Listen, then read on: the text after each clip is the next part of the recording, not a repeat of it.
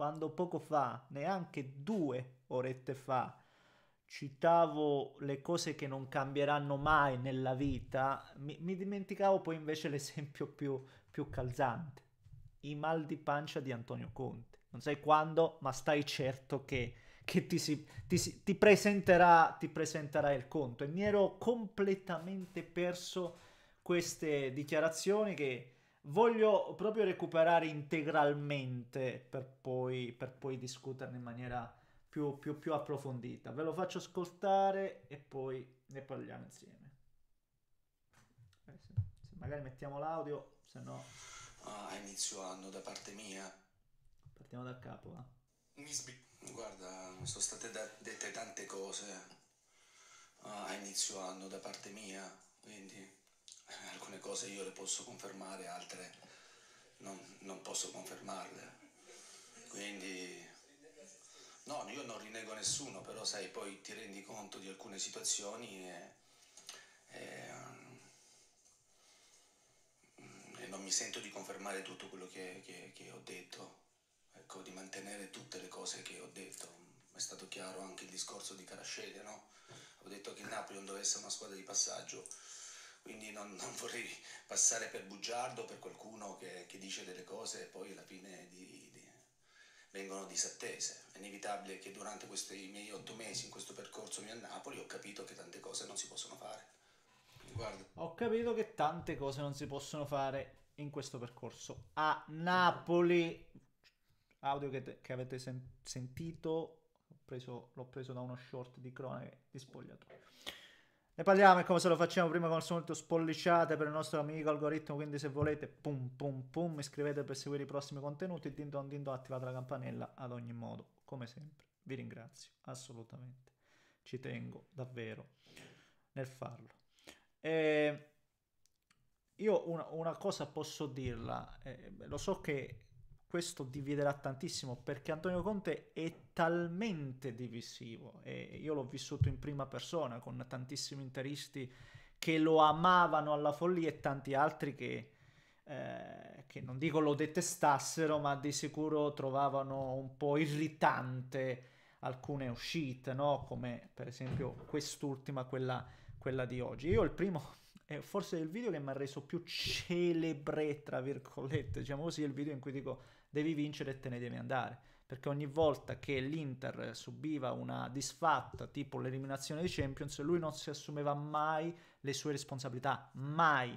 2 stagioni di Conte all'Inter, 2 annate in cui uscivi ai gironi di Champions League con una squadra assolutamente all'altezza, magari più giovane sotto alcuni aspetti, ma sotto altri no, perché ricordo anche giocatori di assoluto livello che poi negli anni sono dovuti abbiamo dovuto cedere a fior di milione per rientrare quel bilancio completamente in rosso. Una squadra che lui ha abbandonato, l'Inter, perché non la riteneva assolutamente all'altezza, assolutamente non competitiva. Parole sue, no? Dichiarazioni sue, non mi sto inventando assolutamente nulla. Ed è la stessa squadra, o meglio, la stessa proprietà che poi adesso invece si ritrova in semifinale di Champions, ha portato a casa comunque lo scudetto lo scorso anno e quindi la seconda stella, adesso lui stesso dipinge come una squadra proprio nettamente superiore per esempio allo stesso Napoli. Ma come? Sei tu che fino a poco tempo fa non la ritenevi all'altezza, non potevi lavorare perché il mercato non sarebbe stato all'altezza. E attenzione, non è che è una cosa indirizzata solo al mondo Inter, perché se no uno dice tu da interista che devi dire? No, ma questo Antonio Conte, attenzione, non lo sto giudicando per come allena, per il lavoro di campo, che sia chiaro, capiamoci. Ma Antonio Allegri, sotto tanti aspetti, ha la faccia come il culo, si dice così dalle mie parti. Sì, è semplice perché non può essere, dico, non può essere che qualsiasi società non ti vada bene. Ditemene una, alla Juventus il ristorante. E poi va via lui e vincono in maniera infinita, no? Si apre un ciclo interminabile, quello di scudetti, di finali di Champions.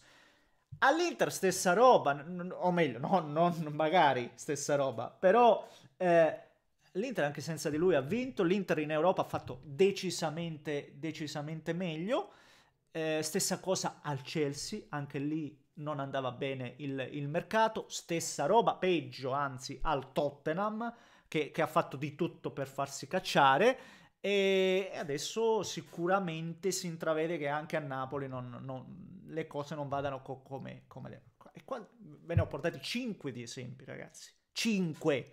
Cioè, non può essere che so tutte le società del mondo che non vada bene. Forse a una certa uno si dovrebbe anche rendere conto che diamine. E poi andiamoci nel dettaglio, perché sì, tanto criticato sempre De Laurentiis, e ci sta anche per la cessione Kvara, ma il primo è stato lui a dire: se me ne dovete prendere uno tanto per... E quindi che significava? Quei soldi, se non li investite tutti...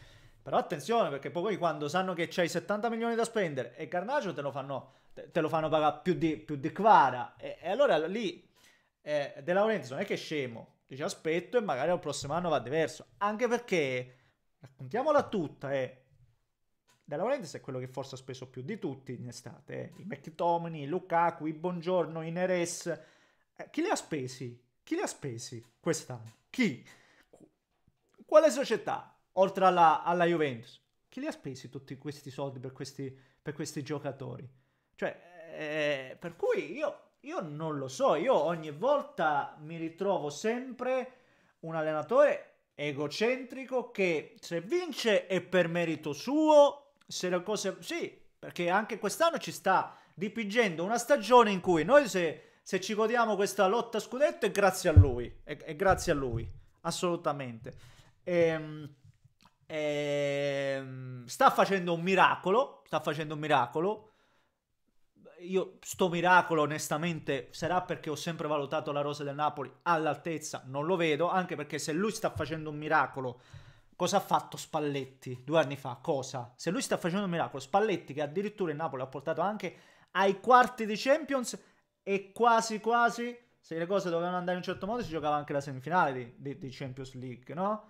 E oltre ha vinto uno scudetto facendo il vuoto con le altre squadre. E di quei giocatori là 7-8 ci sono tra i titolari. È vero che hanno perso Osimhen, è vero che hanno perso Kim, adesso Kvara, però è anche vero che hai preso gente come McDominay, come Buongiorno, e questi investimenti poche squadre specialmente in Italia se li possono permettere. Quindi io sta storia del se vinciamo ho fatto io il miracolo, se perdiamo è perché alcune cose a Napoli non si possono fare, io francamente a una certa no, per me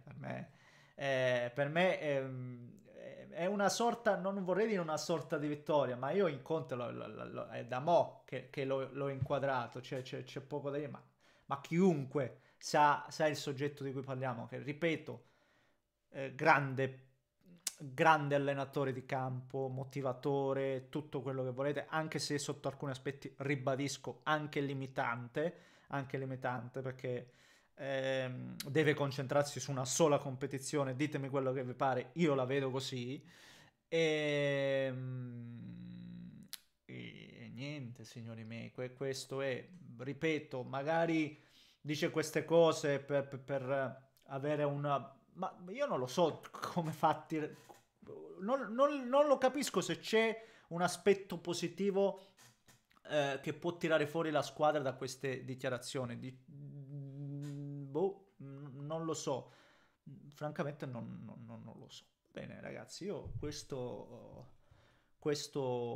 lo lascio decidere a voi, fatemi sapere cosa ne pensate. Un grande abbraccio da Neschio.